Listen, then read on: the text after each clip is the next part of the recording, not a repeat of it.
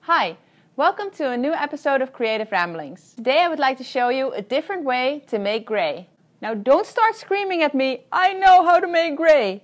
Because I know, black and white, grey, obviously. But in my work I do a lot of color matching because I try to blend different photographs together using acrylic paints. And since a lot of my paintings are in black and white, I deal with a lot of different grey tones.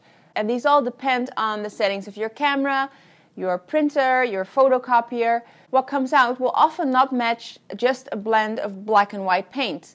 So it's very important for me to find the correct color before I start painting. To get a nice grey tone, I'm going to be using a titanium white, a carbon black, a burnt or raw umber, and an ultramarine blue. Now I'm also going to be using an alizarin crimson, an Indian yellow and a phthalo green to get different shades of grey. Whenever you start mixing colors, whether it be grey tones or any other color for that matter, it's very important to always do this on a white palette. Now the most obvious way to create grey is by mixing black and white paint together. You can create a darker shade by mixing in more black. And you can make it lighter by adding more white. Now, although this gives you a nice grey tone, a lighter, a medium and a dark grey, it doesn't give you a big variety in color differences.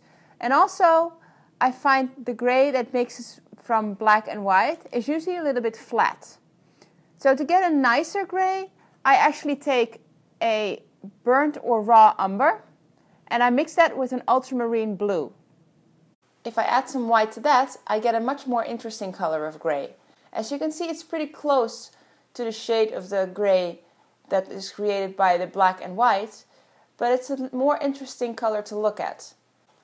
This is actually something I learned from one of my favorite teachers in art school, and it was a very valuable lesson because it's something I use almost every single day. Now, depending on your needs, you can make this grey more brown by adding slightly more of the umber, or you can make it more blue by adding more of the ultramarine.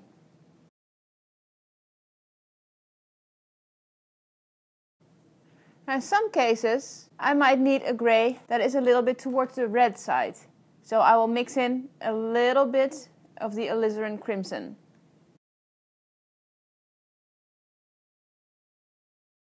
At other times I might want my grey to be a little bit more towards the green side. So I'll take a little bit of the phthalo green and mix that in with the grey. Or I'll use some of the Indian yellow to create more of a yellowish grey. Now as you can see, this will give you a nice range of different grey colors. All these greys can be made lighter or darker by adding more or less white. And adding different colors will give you almost infinite possibilities.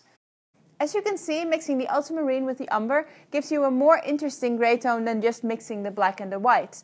For me, it also gives me a greater variety of colors of grey to work with, so I have an easier time matching the grey tones in my transfers.